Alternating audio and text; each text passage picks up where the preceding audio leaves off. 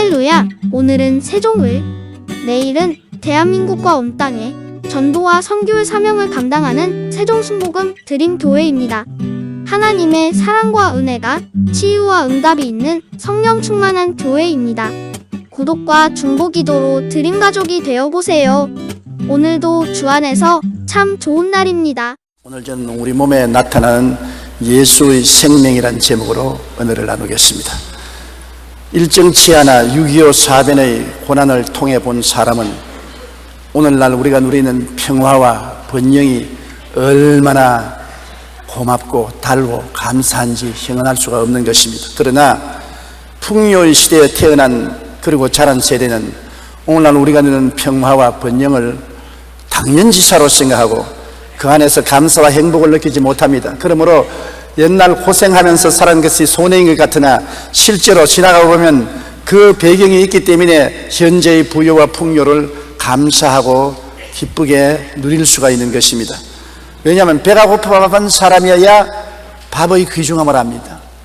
밥이 항상 많은 사람은 원래부터 밥이 있는 것은 당연지차라고 생각하지만은 빈 밥그릇을 가지고 배가 고파 울어본 사람은 밥 한 톨이 얼마나 귀한지 형언할 수가 없는 것입니다. 나는 우리 애들하고 밥을 먹을 때 밥풀 하나를 다 주워 먹으니까 아버지 왜 그렇게 주접을 떱니까? 그 밥풀을 뭘 주워 먹습니까? 야, 이거 먹어서 배가 불러서 먹는 것이 아니라 일정 말년에 6.25 사변 때 밥 한 톨이 얼마나 귀한지 눈물을 흘리며 밥을 먹었단다. 그때를 생각하니까 이 밥 한 톨이 얼마나 귀한지를 안다. 너희들은 말로서 설명해서는 알 수가 없을 것이다. 제가 그런 말을 여러 번 한 적이 있습니다. 여러분, 병이 들어봐야 건강한 것을 감사하게 생각합니다. 이야, 건강한 것이 얼마나 좋으냐. 환난을 당해봐야 평안의 귀중함을 깨닫게 되는 것과 같은 것입니다.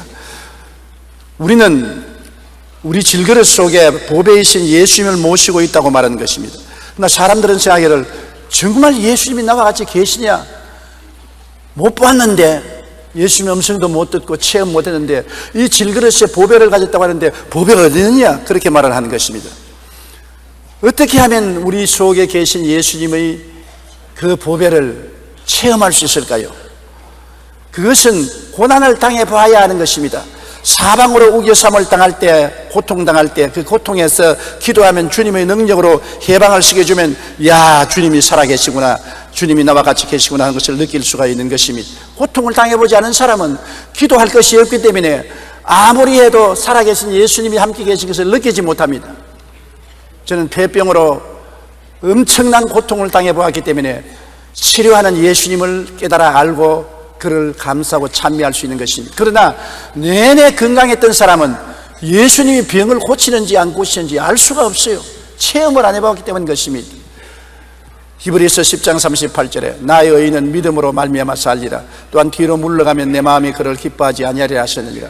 믿음으로 살려니까 사방으로 우겨쌈을 당해보아야 내가 하나님께 부르시어 기도하고 주님이 그 우겨싸온 담을 흘러버리고 우리를 해방시키는 능력을 나타내는 것을 체험할 수가 있는 것입니다.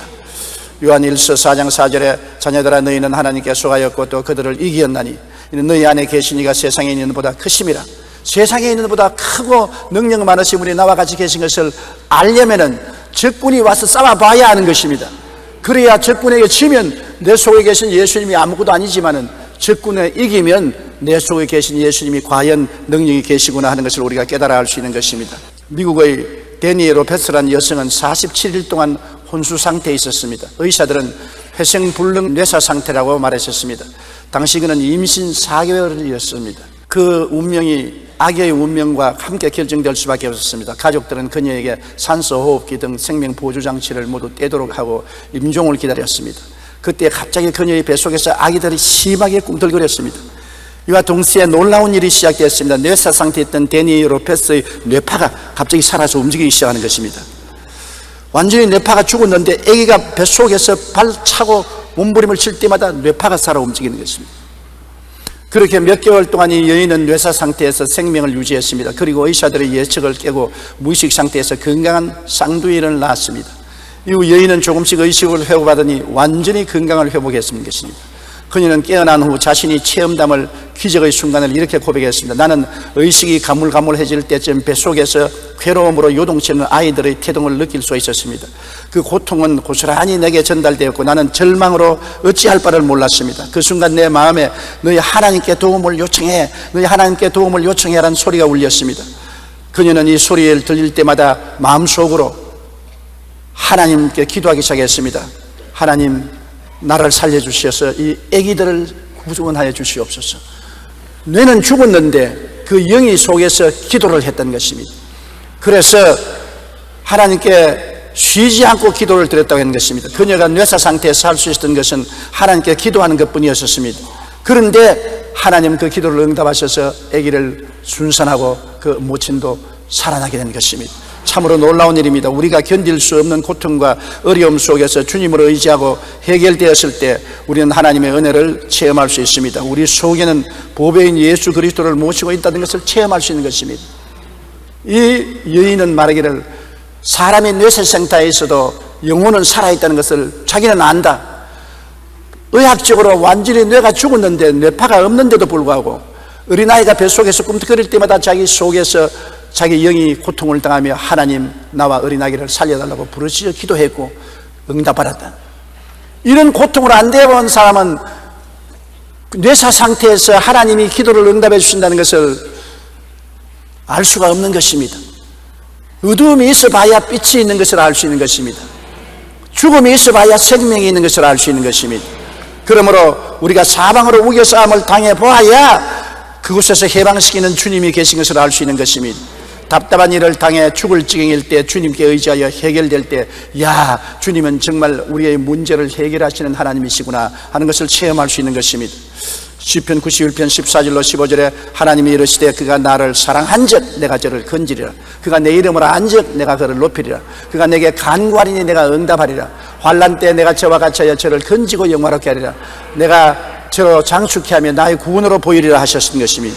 그러므로 우리가 어려움을 당해 보아야 답답한 일을 당해 죽을 징일 때 기도하고요, 하나님의 응답을 받으면 문제를 해결하는 하나님이 살아계시구나.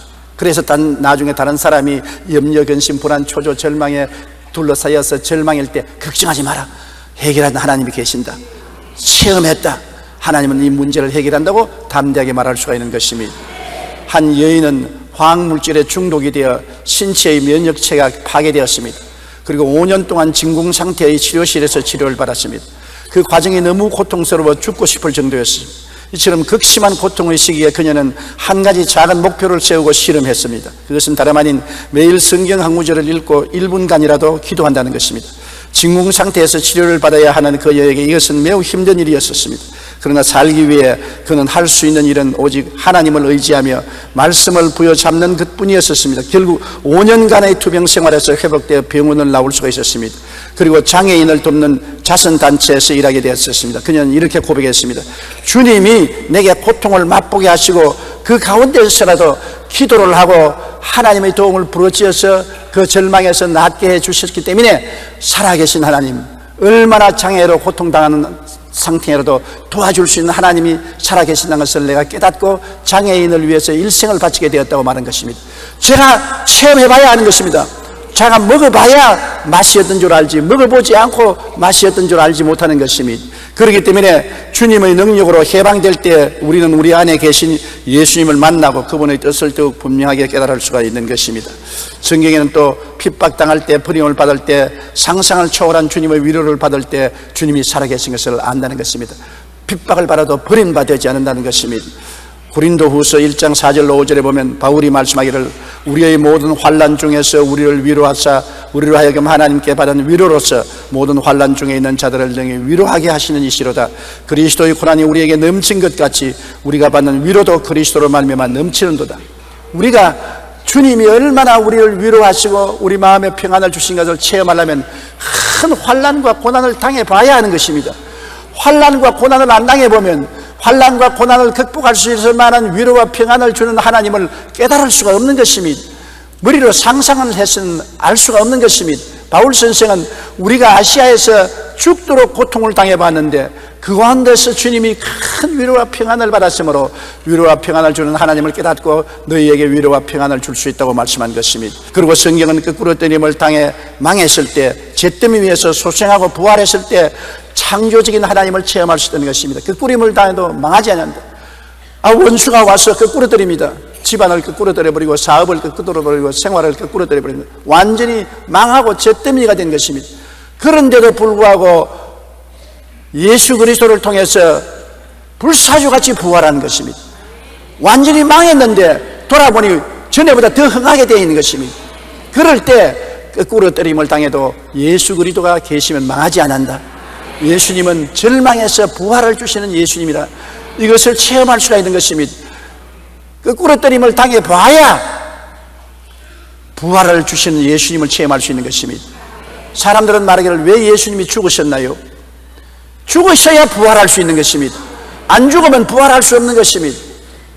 예수님은 당신이 부활해서 하나님의 아들이라는 것을 증명하겠다고 말하는 것입니다. 안 죽었는데 어떻게 부활하는 것입니까? 다른 모든 종교 지도자들은 훌륭한 말씀을 가르쳤지만은 하나님의 아들로 증명은 못했습니다. 그러나 예수님은 말씀만 가르치는 것이 아니라 날 죽여라, 사흘 만에 다시 살리겠다. 그래서 주님이 죽으시고 부활하신 것입니다. 죽음이 있어야 부활을 증명할 수가 있는 것입니다. 예수의 죽음이 무엇인지 우리가 알아야 되는 것입니다. 고린도후서 4장 10절, 우리가 항상 예수의 죽음을 몸에 짊어지면 예수의 생명이 또한 우리 몸에 나타나게 하려니라. 놀라운 말씀이지요. 우리가 항상 예수의 죽음을 몸에 짊어지고 다닌다는 것은 예수 죽음 내 죽음, 예수 무덤 내 무덤, 예수 부활 내 부활, 예수와 하나 되었다는 것입니다. 우리의 신앙생활이라는 것은 그냥 예수 믿는 것이 아니라 예수 그리스도의 십자가의 죽음을 내 몸에 짊어지고 다녀야 됩니다. 그것도 일시적이 아니라 아침, 점심, 저녁 순간마다 항상 예수의 죽음을 몸에 짊어지고 다녀야 됩니다. 그래야 예수의 생명도 또한 우리 몸에 나타나게 된다는 것입니다. 여러분, 우리 예수님은 우리의 죄, 불의, 병, 저주, 죽음을 짊어지고 죽으신 것입니다. 그러므로 예수의 죽음을 우리가 걸머지고 예수와 하나 되었다는 것은 우리도 예수와 함께 죄에 대해서 죽고 마귀와 세상에 대해서 죽고 병에 대해서 죽고 저주에 대해서 죽고 그리고 사망과 음부에 대해서 죽었다는 것입니다. 죽은 사람은 관계가 끊어지는 것입니다. 아무리 여러분 사랑하는 부모라도 친자식이라도 죽으면 모여가서 묻고 살아있는 세계와 끊어지는 것입니다. 아무리 부르짖어봐도 대답이 없습니다. 아무리 사랑한다고 해도 응답이 없는 것입니다. 죽었습니다. 관계가 끊어졌습니다. 예수님이 우리를 대신해서 죄에 대해서 죽고 세상과 마귀에 대해서 죽고 병에 대해서 죽고 저주에 대해서 죽고 사망과 음부에 대해서 죽었는데 이 예수를 우리가 항상 몸에 걸머지면 예수 죽음 내 죽음이라는 것입니다. 예수와 함께 내가 죽었다는 것입니다. 나도 죄에 대해서 죽었고 나도 세상과 마귀에 대해서 죽었고 나도 세상의 질병과 대해서 죽었고 나도 저주에서 죽었고 나도 사망과 음부에 죽어서 관계가 끊어졌다. 마귀야 나와 상관없다. 죄야 나와 관계가 없다. 병아 나와 관계가 없다. 저주야 나와 관계가 없다. 사망과 음부야 나와 관계가 없다. 그 말인 것입니다. 로마서 5장 8절에 우리가 아직 죄인 되었을 때 그리스도께서 우리를 위하여 죽으심으로 하나님께서 우리에게 대한 자기의 사랑을 확증하시느니라. 그러므로 하나님이 우리를 사랑하셔서 예수님을 보내셔서 우리를 대신해서 죽으신 것이므로 다시 말하면 우리가 예수와 함께 죽음을 걸머져야 된다는 것입니다. 예수 믿는 것은 철학이 아닙니다. 신학과 도덕의 훈련이 아닌 것입니다.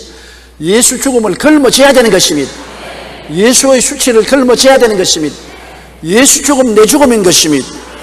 내가 예수와 함께 죽어서 장사 지내버리면 그 다음 하나님은 능력으로 우리를 부활시켜 주는 것입니다. 우리가 세상에 사는 동안 우리도 항상 죄와 세상과 병과 저주와 가난과 죽음의 공격을 당합니다. 이 세상에 살 동안에 이를 피할 수가 없어요. 어디 가도 죄가 있고 세상과 마귀가 있고 병이 있고 저주와 가난과 실패가 있고 사망과 절망이 있는 것입니다. 그 속에 살면서 그것을 이길 수 있는 일은 예수 그리스도가 이미 이겨나왔기 때문에 예수를 짊어지고 우리도 같이 그 이김에 동참해야만 되는 것입니다. 예수 이김 내 이김, 예수 승리 내 승리인 것입니다. 우리가 예수의 죽음을 걸머지면은 면역이 되는 것입니다. 예수님은 이미 이겼기 때문에 이긴 예수님을 걸머지고 있으므로 예수를 통해서 죄에 대해서 이기고 세상과 마귀에 대해서 이기고 병에 대해서 이기고 저주와 가난에 대해서 이기고 사망과 음부에 대해서 이기는 것입니다. 예수 때문에 이기는 것입니다. 예수를 걸머져야만 되는 것입니다. 사람들은 말하기를 구원받았는데 왜 그런 것들을 하나님을 내버려 놓고 우리를 공격하게 하느냐, 그렇게 말하는 것입니다. 그런 것이 공격해 봐야 내가 면역이 되어 있는 것을 알 수 있는 것입니다. 내가 그것을 이길 수 있는 것을 봐야 야, 내가 예수 믿고 효과를 발생하는구나 알 수 있지. 그런 것이 없는 곳이면 안 되는 것입니다. 사람들은 세상을 피해서 시온성을 만들어보죠. 미국 시카고에서 미국의 유명한 부흥사가 죄 없는 세상을 만들겠다고 자기 믿는 사람들을 다 시온성이라는 곳을 만들어서 모았었습니다. 그러나 시온성에 들어오자 얼마 전에 시온성이 죄악성이 되고 마는 것입니다. 우리 한국에도 모시가 천년성을 만들어서 천년성에 들어가면 천국까지 산다고 했는데 천년성에 들어가니까 죄악성이 되고 마는 것입니다. 사람이 사는 곳에는 어디든지 죄와 부패와 세상과 마귀와 질병과 저주와 고난과 죽음이 있는 것입니다. 피할 수가 없어요. 그러므로 우리를 왜 세상에 두었나이까 원망하지 마십시오. 주님께서는 우리를 세상에서 데려가기를 원하지 않았었습니다. 기도할 때 주여 저들을 보호하여 달라고 기도한 것입니다. 우리가 세상에 살면서 보호할 수 있는 길은 예수의 죽음을 몸에 짊어지는 것입니다. 면역을 당하는 것입니다. 예수의 죽음을 몸에 짊어지지 아니하고 교회 왔다 갔다 하시는 면역이 되어 있지 않은 것입니다. 예수 죽음 내 죽음으로 걸머지고 있으면 죄악에 들어가도 죄의 면역이 되어 있고, 세상과 마귀가 들끓어도 그것에 면역이 되어 있고, 병이 들끓어도 면역이 되어 있고, 저주와 가난도 극복할 수 있는 면역이 되어 있고, 사망과 음부도 우리가 극복할 수 있는 면역이 되어 있는 것입니다. 문제는 어느 곳에 사느냐가 문제가 아니라 면역이 되어 있느냐 안 되어 있느냐가 문제인 것입니다. 문제는 머릿속으로만 종교적으로 예수를 믿느냐, 그렇지 않으면 예수의 죽음을 몸에 걸머쥐고 다니느냐. 예수의 죽음을 몸에 걸머쥐고 예수 죽음 내 죽음이 되어 있는 사람은 면역이 되어 있는 것입니다. 시편 103편 3절로 5절에 그가 내 모든 죄악을 사하시며 내 모든 병을 고치시며 내 생명을 파멸해서 구속하시고 인자와 긍휼로 관을 씌우시며 좋은 것으로 내 소원을 만족케 하사 내 청춘으로 독수리같이 새롭게 하는도다. 이것이 예수님으로 면역된 사람인 것입니다. 예수님의 의, 예수님의 거룩하심, 예수님의 치료, 예수님의 축복, 예수님의 생명이 눈에 보이도록 우리 속에 체험할 수 있는 것입니다. 그것이 체험하기 전에 세상에서 체험해야지, 빨리 죽어서 천당 가서 죄도 마귀도 세상도 없는 곳에 가야 되겠다고 부르짖는 것은 어리석은 일인 것입니다. 주님은 우리가 이 세상에서 이길 수 있는 면역을 허락하여 주신 것입니다. 아일랜드의 한 청년이 결혼식을 하루 앞두고 사랑하는 약혼녀가 수영하다가 물에 빠져 죽었습니다. 그런 슬픔을 극복하지 못하고 절망의 늪에 빠졌습니다. 친구들과 주위 사람들의 권유에 따라 이 친구는 아픔의 장소를 피하기 위해서 캐나다로 이주를 했습니다. 캐나다에 가자마자 집에서 편지가 왔는데 어머니가 죽을 병에 걸렸다는 것입니다. 너무나 기가 막혀서 죽고 싶었습니다. 세상의 모든 불행이 한꺼번에 자기를 향하여 몰려오는 것 같았습니다. 그 청년은 힘없이 하나님 앞에 무릎을 꿇었습니다. 그리고 흐느껴 부르짖었습니다. 예수님, 어머니의 병을 고쳐주세요. 응답해 주세요. 평생을 하나님의 영광을 위해 살겠습니다. 결단하고 기도를 했는데 그리스도의 평화가 그 마음속에 넘치게 위로가 꽉 들어찼습니다. 그래서 자기 애인의 죽은 그 슬픔을 이길 수가 있고, 어머니가 병들어서 죽게 됐는데도 마음의 위로와 평화가 넘쳐난 것입니다. 그래서 그 자리에서 연필을 들어 기록한 찬송가 487장 죄짐 맡은 우리 구주 어찌 좋은 친구인지, 고통이 변하여 찬송이 되고 아픔이 변하여 감사가 되었습니다. 그는 고향의 편지에서 어머니의 안부를 물었는데 중병을 앓던 어머니가 거짓말처럼 완전히 치유되었다는 기쁜 소식을 들었습니다. 이 청년이 바로 조지 스크리븐인 것입니다. 우리 구원받은 하나님의 자녀들도 마귀의 공격을 받습니다. 그러나 그것은 예수 그리스도의 생명이 나타날 때 사라지고 마는 것입니다.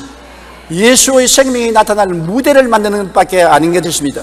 예수님의 의의 치료와 평강과 생명이 더욱 강하게 체험될 수 있는 것은 이러한 어려움이 다가오기 때문인 것입니다. 우리 한번 불러볼까요? 시험, 걱정, 모든 괴로움 없는 사람 누군가,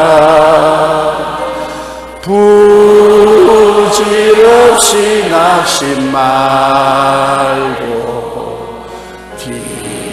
기도드려 아뢰세. 아멘. 이런 진실하신 친구 찾아볼 수 있을까? 우리 약함하시오니 어찌하니 아랠까? 예수님이 우리의 진실한 친구인 것을 어떻게 합니까? 환난을 당해 보아야 알 수 있는 것입니다. 모든 세상 친구 다 날 버리고 떠나고 나는 외롭게 될 때 오직 안 떠난 분이 예수님밖에 없다는 것은 환난을 당해 봐야 하는 것입니다. 좋을 때는 모든 사람이 다 친구하려고 곁에 있고 다 찾아오지만은 어려움을 당해 봐야 진정한 친구를 알 수 있는 것처럼 이 찬송가 작사도 자기가 환난을 당해 보았을 때 비로소 엄청난 위로와 평안을 주시는 예수님을 체험할 수가 있었던 것입니다. 예수의 죽음을 우리 몸에 짊어질 때 하나님의 그리스도를 통한 위로가 다가오므로 오히려 우리에게 다가오는 환난을 감사하면서 살아야 되는 것입니다.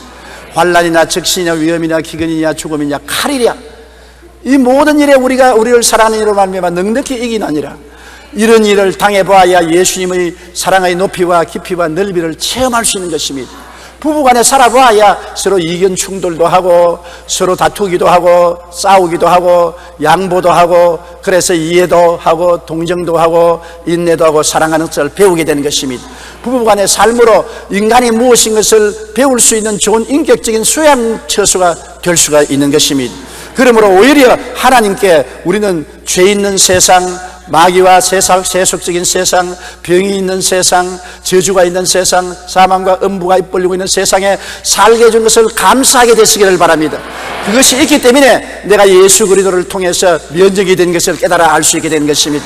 예수로 말미암아 이길 수 있는 능력의 신앙이 있다는 것을 알게 되는 것입니다. 고린도후서 12장 10절에 바울이 말하기를 그러므로 내가 그리스도를 위하여 약한 것들과 능력과 궁핍과 박해와 공고를 기뻐하노니 이는 내가 약한 그때 강함이라. 내가 약해 보니까 주님을 의지해서 얼마나 강하다는 것을 깨달을 수가 있었다는 것입니다. 내 속에 살아계신 주님의 능력이 내가 약한데 처했을 때 비로소 나타나기 때문에 오히려 이런 것을 감사한다고 말한 것입니다. 그러므로 성도 여러분, 여러분에게 다가오는 여러 가지 시험과 환난을 원망불평하지 마십시오. 예수님의 능력이 나타나는 무대가 만들어지는 것입니다. 제가 옛날에 종로에서 부흥회를 여는데 그때는 6.25 사변 이후 수복된 지 얼마 안 되어서 황무지였었습니다. 천막 부흥회를 하고 많은 사람들이 와서 구원을 받고 병자가 쏟아지게 나왔었습니다.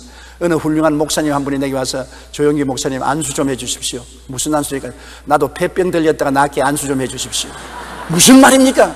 우리 아버지가 잘 살았어요. 나는 아무 돈 걱정 없이 건강하게 대학을 졸업하고 신학을 졸업하고 목사가 되는데 교회도 아버지가 지어주셔서 걱정 없이 목회하니까 할 말이 없습니다. 주님이 살아계신지 안 계신지 알 수가 없습니다. 오늘 목사님 설교를 들으니까 목사님은 폐병으로 피를 토하고 죽음에 이르렀다가 예수님을 만나서 살아났으니 예수님이 뚜렷하지 않아요. 역사적인 예수님이 아니고 형상적인 예수님이 아니고 살아계신 예수님을 체험했기 때문에 담대하게 설교했는데 나는 그렇게 설교할 수 없어요. 그러므로 내게 안수해서 나도 폐병 걸려서 피를 토하고 안 죽을 만큼 고통하다가 죽지는 말고 살아나도록 기도를 해 주십시오. 정말 올바른 말입니다. 저는 폐병이라는 고통스러운 무대를 하나님 만들어 주셨기 때문에 살아계신 그리스도를 체험해서 그 체험에 있어서 담대하게 50년을 목회할 수가 있는 것입니다. 여러분, 고통은 오히려 감사해야 될 것입니다. 예수님이 나타날 환경을 만들어 주신 것입니다. 함수는 노르웨이의 작가로서 1920년에 노벨 문학상을 받았습니다. 그러나 그의 어릴 적과 청년 시대는 결코 행복하지 않았습니다. 어린 시절 그는 채석공 등으로 일하며 고난의 생활을 했습니다.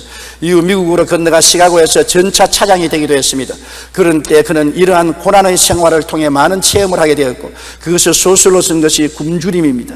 이 책은 많은 사람에게 감동을 주고 읽혀졌던 것입니다. 그리고 함순이라는 이름이 온 미국에 알려지고 세계에 알려지게 된 것입니다. 그는 과거에 가난했던 과거의 고통을 바탕으로 쓴 토지의 성장이라는 소설로 노벨 문학상을 탔습니다. 이 함순이 얼마나 고맙게 생각이 될 것은 옛날에 돌이나 찍어내고 전차 차장이나 하고 막노동을 했기 때문에 그 체험으로 소설을 지어서 세계적인 노벨 문학상을 받게 된 것입니다. 그런 체험이 없었으면 평범한 생활을 했으면 그와 같이 영광스러운 상을 받을 수가 없을 것입니다. 우리의 고난은 단지 고난으로 끝나는 것이 아닙니다. 어려움과 고통이 있을지라도 그것을 감사할 때 하나님은 그것을 토대로 해서 큰 영광을 나타내 주시는 것입니다. 이기는 은혜를 주님은 우리의 모든 생활에 넉넉히 주심으로 감사해야 되는 것입니다. 고린도후서 12장 8절로 9절 우리 다 같이 소리내 읽어보십시다. 이것이 내게서 떠나가기 위하여 내가 3번 주께 간구하였더니 나에게 이르시기를 내 은혜가 내게 족하도다. 이는 내 능력이 약한 데서 온전하여 짐이라 하신지라. 그러므로 도리어 크게 기뻐함으로 나 여러 약한 것들에 대하여 자랑하리니 이는 그리스도의 능력이 내게 머물게 하리 함이라. 하나님 바울 선생에게 말씀한 것입니다. 너무 바울 선생이 허약해서 3번 주님께 기도했습니다. 이 허약을 물리쳐달라고. 그러니까 주님이 이 사람아 네가 허약하기 때문에 내가 강하다는 것이 나타날 수 있다. 네가 힘이 있으면 나는 나타날 곳이 없지 않느냐. 네가 허약할 때 내가 강하다. 그 말을 듣고 바울 선생은 오히려 하나님 앞에 허약한 것을 감사하게 생각한 것입니다. 그래서 하나님의 능력이 머물러 있고 나타나기를 원한다고 하는 것입니다. 우리 예수 믿는 사람 중에 아직 어린 신자들은 조그만 고통이 다가와도 부러지습니다. 이 고통을 면해 주십시오. 고통에서 해방시켜 주십시오. 부러지는 것입니다. 그러나 신앙이 깊은 사람들은 그런 고난과 괴로움이 다가올 때 주님의 영광이 나타날 기회가 온 것을 알고 오히려 감사해야 되는 것입니다. 많은 주의 종들이 교회 성장을 원합니다. 큰 교회가 되기를 원합니다. 나는 그럴 때마다 느끼는 것이 있습니다. 내 체험을 통해서 큰 교회를 세우기 위해서는 크게 죽어야 되는 것입니다. 큰 고통을 당해서 큰 은혜를 체험해야 하나님의 역사를 나타낼 수가 있는 것입니다. 바울 선생이 말씀하기를 사망은 내 안에서 역사하고 생명은 너희 안에서 역사한다고. 내가 사망을 체험한 만큼 예수의 생명을 체험해서 전할 수가 있는 것입니다. 내가 고통을 안 당해본 사람이 고통에서 건지는 예수님을 전할 수가 없는 것입니다. 내가 병 안 나은 사람이 치료한 예수를 전할 수가 없는 것입니다. 내가 배고프지 않는 사람이 밥을 주는 예수님을 전가할 수가 없는 것입니다. 그러므로 사망은 너 속에서 역사해야 생명이 너희 안에서 역사한다고 했었습니다. 큰 은혜는 그냥 주는 것이 아닙니다. 산이 높아야 골이 깊습니다. 은혜는 물처럼 깊은 밑으로 내려오는 것입니다. 많이 고통을 당하고 가슴 속이 파헤쳐져야 은혜의 물이 채워지는 것입니다. 그러므로 저는 늘 말합니다. 큰 목회를 하려고 하는 너는 좋지만은 얼마나 많은 고통으로 가슴이 파헤쳐지고 슬픈 울음을 울고 탄식을 해야 하나님의 은혜를 받을 수 있다는 것을 모르고 있구나. 그런 말을 하는 것입니다. 그러나 오히려 우리가 고통이 다가오면 감사할 것은 은혜를 담기 위해서 하나님이 불도저로 밀어 제끼고 크레인으로 바위를 옮기시고 마음을 파헤쳐 주는 것입니다. 우물을 파야 물을 고일 수가 있지요. 우물을 파지 않고 물을 고여지게 하려고 할 수 없는 것입니다. 그러나 우물을 파서 물이 고여야 자기만 마시는 것이 아니라 온 동리 사람이 와서 다 마실 수가 있는 것입니다. 그러므로 여러분에게 고난 당하면 여러분 자체만 당하는 것이 아니라 고난을 통해서 여러분이 은혜를 체험하고 많은 사람이 은혜의 물을 마실 수 있도록 만들기 위해서 그렇게 하는 것입니다. 내 혼자만 사는 것이 아니라 많은 사람을 살리기 위해서 하나님은 여러분을 고난을 체험하게 만들어 주신 것입니다. 바울 선생이 역사상 가장 위대한 주의 종이 된 것은 그가 가장 많이 고난을 받았기 때문에 은혜가 충만하게 넘친 우물이 되어서 온 세계가 마실 수 있게 만들어준 것입니다. 우리가 어떠한 일이 있어도 주님은 넉넉히 이기게 만들어 주시는 것입니다. 로마서 8장 35절에 누가 우리를 그리스도의 사랑에서 끊으리요 환난이나 공고나 박해나 기근이나 적신이나 위험이나 칼이랴. 그러나 이 모든 일에 우리를 사랑하신 이로 말미암아 우리가 넉넉히 이기느니라. 고난 속에서 이겨야 사람이 그리스도의 빛을 나타낼 수 있습니다. 여러분 어린아이가 세상에 미숙아로 태어나면 인큐베이터에 넣습니다. 병균이 들어오지 못하도록 인큐베이터에 넣어서 10개월이 차도록 기르는 것입니다. 우리 하나님은 여러분을 인큐베이터에 넣어서 자라기를 원치 않습니다. 당연히 나와서 병균과 싸우고 역경과 싸워서 이기는 승리자가 되기 원하지 보호의 인큐베이터 속에 사는 사람이 되기를 원하지 않습니다. 세상 죄와 싸워서 이기고 세상과 마귀를 대항해서 이기고 병을 이기고 저주를 이기고 사망을 이기고 그리스도 안에서 승리하는 삶을 사는 승리자를 원하지 약해 빠져서 인큐베이터의 보호를 받고 햇빛도 못 비치고 집 밖에 못 나가는 이러한 약해 빠진 신자가 되기를 원치 않는 것입니다. 싸워서 이기는 삶을 하나님께서 원하시기 때문에 고난 속에서 예수님을 걸머쥐고 나가서 싸워 이기게 되시기를 주님 이름으로 축원합니다. 왜? 아버지가 사랑함으로 여러분을 버리지 않습니다. 아버지가 여러분을 얼마나 사랑해서 예수의 죽음을 여러분에게 걸머쥐게 했었습니까? 그래서 여러분께서 어떠한 것이 오더라도 이길 수 있는 힘을 갖도록 만들어 주신 것입니다. 하나님의 사랑을 나는 이 글을 읽고 굉장히 마음에 감동을 했습니다. 미국의 한 병원에서 일어난 일인데 16살 된 소녀가 신장신우염으로 신장을 이식해야만 살게 되었습니다. 여러 신장을 조사해 본 결과 아버지의 신장이 그 몸에 맞았습니다. 그래서 아버지는 기쁘게 그 16살 먹은 딸에게 신장을 떼주었었습니다. 그런데 불행하게도 몇 년이 지나자 그 소녀의 신장에 또 고장이 났습니다. 그래서 또 신장을 떼내고 이식을 하지 않으면 살 수가 없게 된 것입니다. 그런데 신장을 찾을 수가 없어요. 아버지가 병원에 와서 내 나머지 심장을 어린아이에게 떼주십시오. 그래서 의사협회에서는 윤리적으로 도덕적으로 안 됩니다. 신장 하나를 떼주었는데 나머지 신장을 떼준다는 것은 죽음을 의미하는 것이니까 떼줄 수 없습니다. 윤리 강령에 어긋납니다. 그 아버지가 윤리위원회에 나가서 말했습니다. 여러분, 윤리와 도덕보다 앞선 것이 사랑입니다. 사랑은 윤리와 도덕으로 규정할 수 없습니다. 윤리와 도덕이 올바릅니다. 옳습니다. 신장을 2개가 있는데 한 장을 떼주고 하나 마지막 떼주려는 것은 옳지 않다는 것을 압니다. 그러나 사랑은 죽음보다 강합니다. 나는 죽더라도 내 나머지 신장을 내 딸에게 떼주기를 원하니 내 심정을 알아주십시오. 그 윤리위원회가 숙연해졌습니다. 최후 결정하기를 아버지의 마지막 신장을 떼주고 아버지는 평생을 피를 걸러내는 투스키에 의지해서 살도록 한 것입니다.